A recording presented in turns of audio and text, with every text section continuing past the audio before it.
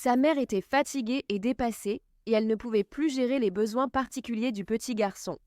Ne sachant plus quoi faire, elle a demandé à l'État de le placer dans un foyer pour qu'il reçoive de meilleurs soins.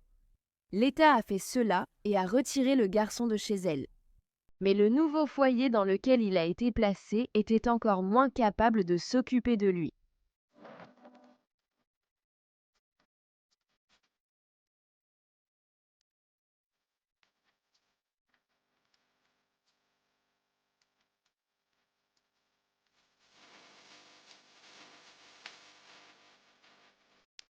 Bienvenue ou bon retour. Je suis Cassie, voici Un monde cruel. J'espère que vous passez une excellente journée aujourd'hui. L'histoire que j'ai pour vous est une autre suggestion d'un abonné au shit. Et cela vient de quelqu'un qui connaissait personnellement la mère d'accueil de cette histoire quand ils étaient plus jeunes. Des événements tragiques sont survenus au petit garçon aujourd'hui, car encore une fois, les contrôles nécessaires sur la famille d'accueil n'ont pas été effectués. Ici, c'était d'autant plus crucial en raison de ses besoins particuliers. C'est l'affaire de Marcus Faisal.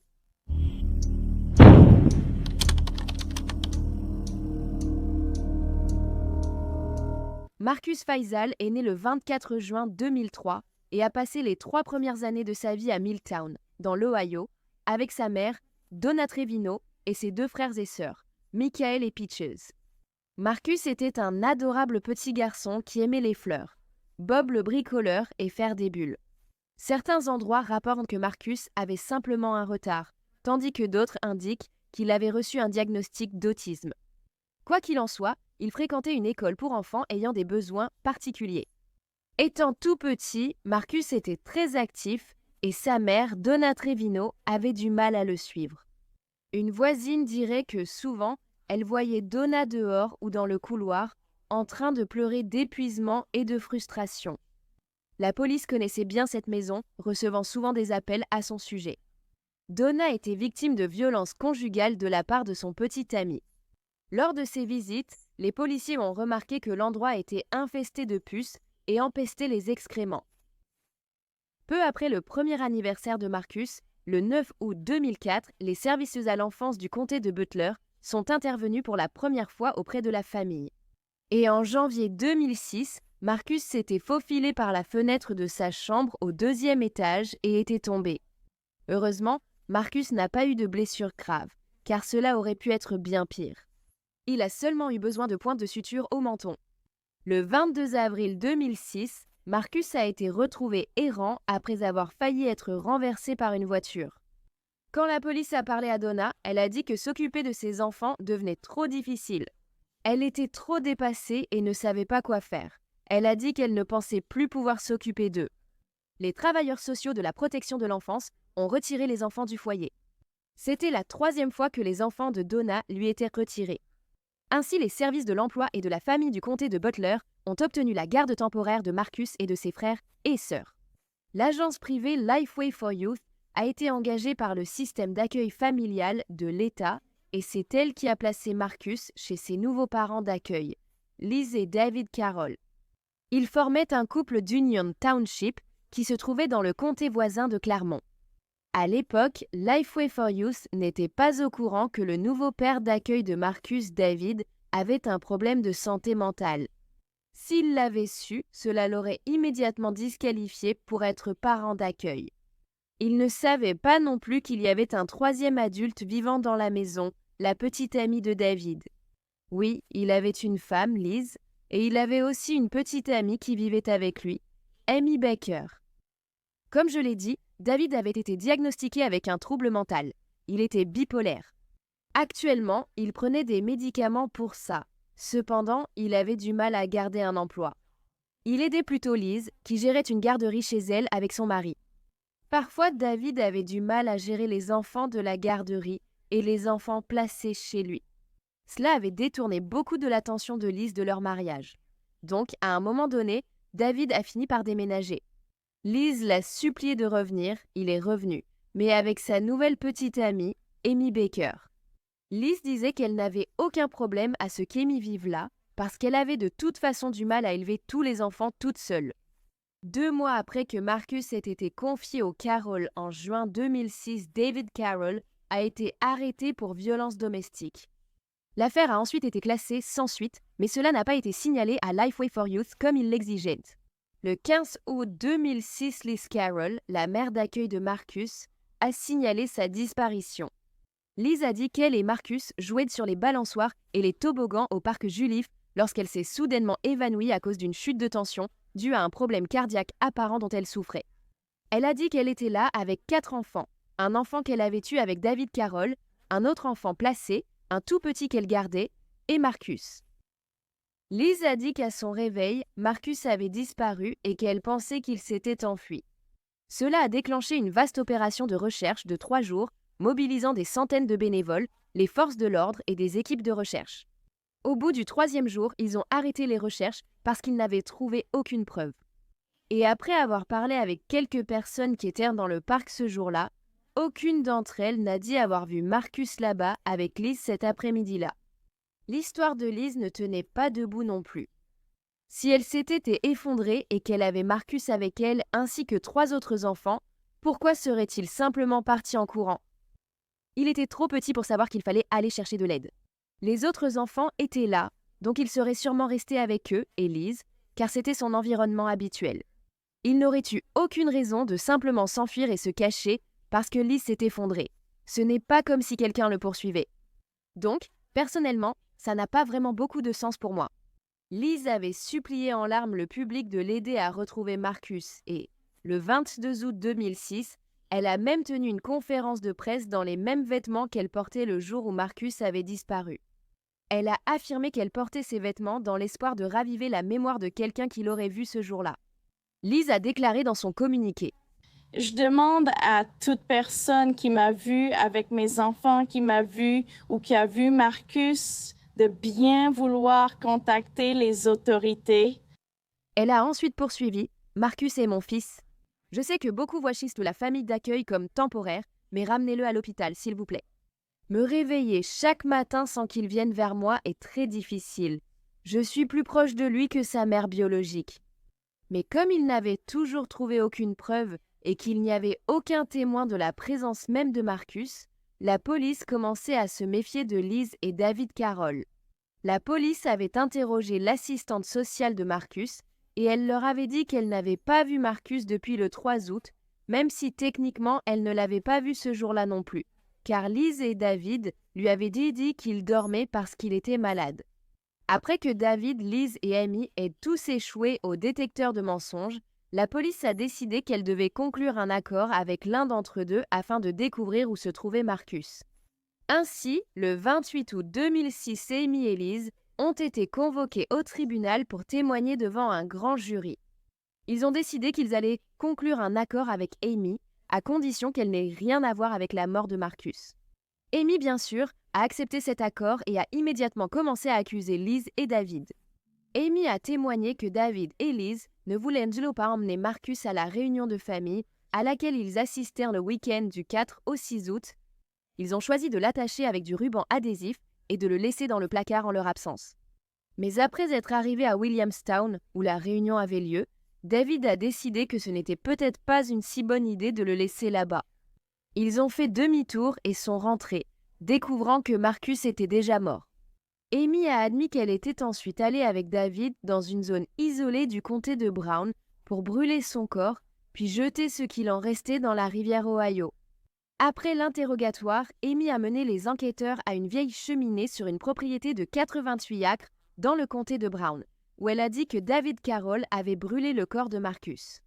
Les enquêteurs du bureau du shérif du comté de Hamilton ont recueilli des éléments dans la cheminée et, une fois les tests acides désoxyribonucléiques terminés, il a été déterminé qu'il s'agissait bien des restes de Marcus. Les autorités ont ensuite fouillé la rivière près d'Aberdeen, où Amy avait dit qu'ils avaient jeté les dépouilles. Malheureusement, seuls quelques petits ossements de Marcus Faisal ont jamais été retrouvés. Les 28 et 29 août, Liz et David ont tous deux été inculpés dans le comté de Claremont ainsi que dans le comté de Hamilton. Ces accusations étaient liées au meurtre de Marcus, ainsi qu'à l'entrave à l'enquête policière sur sa disparition. Donc, la détresse publique de Liz et ses appels à ramener Marcus n'étaient qu'une mise en scène élaborée. En fait, la disparition de Marcus au parc Julife faisait partie de 2 plans que le trio avait élaborés. Ils avaient aussi envisagé d'aller à Kings Island et de dire aux autorités qu'ils s'étaient éloignés pendant qu'ils étaient là-bas. Liz a affirmé qu'elles étaient, je cite, en train d'essayer de trouver comment inventer une histoire sur sa disparition et qui allait être celle qui la raconterait. Elle a dit qu'elle avait finalement été choisie comme celle censée avoir perdu le garçon au parc Joliffe. Et le jour où Liz aurait soi-disant perdu connaissance, Marcus a en fait eu un rendez-vous avec une assistante sociale moins d'1 heure plus tard. Et comme ils avaient déjà repoussé une travailleuse sociale quelques jours auparavant, qui voulait vérifier l'état de Marcus, les Carrolls savaient qu'ils devaient agir avant qu'une autre ne vienne chercher Marcus à nouveau. Tout avait été planifié depuis le début et les 2 parents d'accueil ont été inculpés. Maintenant, même si Amy Baker avait obtenu l'immunité dans l'Ohio pour son témoignage, elle risquait toujours d'être extradée de l'Ohio vers le Kentucky pour avoir falsifié des preuves retenues contre elle dans le comté de Mason. Cette accusation était liée à la confession d'Amy d'avoir aidé à jeter les restes de Marcus dans la rivière Ohio, mais ces charges contre elle ont ensuite été abandonnées. Donc, elle n'a pas purgé de peine pour cela. Les bras de Marcus étaient attachés derrière son dos. Il a ensuite été recouvert d'une couverture. Ils ont ensuite entouré la couverture de ruban adhésif, ne laissant que sa tête découverte. Et quand Marcus a commencé à pleurer parce qu'il avait peur, les Carrolls l'ont simplement mis dans un placard dans un parc pour bébés, ont allumé un ventilateur, fermé la porte et sont partis. Sympa. Ils ont ensuite quitté la maison pour assister à la réunion de famille d'une journée et demie à Williamstown, dans le Kentucky, pour finalement rentrer chez eux. Pour découvrir le 6 août que Marcus était décédé. Marcus avait également été laissé sans nourriture ni eau dans le placard, où la température atteignait entre 41 et 43 degrés Celsius, soit 105 à 110 degrés Fahrenheit. Les autorités pensaient qu'il était mort à cause de la chaleur plutôt que de la déshydratation ou de la faim. Liz avait dit au grand jury que c'était l'idée d'Amy de mettre Marcus dans le placard de cette façon. Elle a ensuite témoigné devant le grand jury qu'Amy et son mari lui avaient dit que Marcus était mort. Et tous les 2 ont emmené le corps hors de la maison. Plus tard, Amy a dit à Liz qu'ils avaient brûlé le corps de Marcus. Liz a également dit que David s'était demandé, en allant à la réunion, si Marcus irait bien, mais Amy lui avait répondu qu'il n'y avait pas de souci à se faire et qu'il irait bien. Elle a précisé que c'était l'idée d'Amy de le laisser dans le parc et de l'enrouler dans la couverture avec du ruban adhésif. Et c'était l'idée d'Amy de le laisser se perdre sur le terrain de jeu. Elle a tout mis sur le dos d'Amy. Liz a été arrêtée juste après avoir témoigné devant le grand jury. Elle a été inculpée de meurtre, d'homicide involontaire, d'enlèvement, d'agression criminelle, de mise en danger d'enfants et de parjure. Ces accusations de parjure venaient de ses mensonges devant le grand jury. Quand ils ont demandé à Liz si Marcus était mort ou vivant, elle leur a répondu « Je ne sais pas », alors qu'il était très clair qu'elle le savait.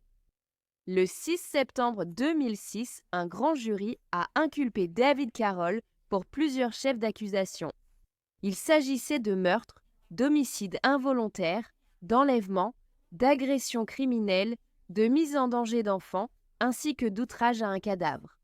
Le procès contre Liz Carroll a commencé le 2 février 2007 titulé.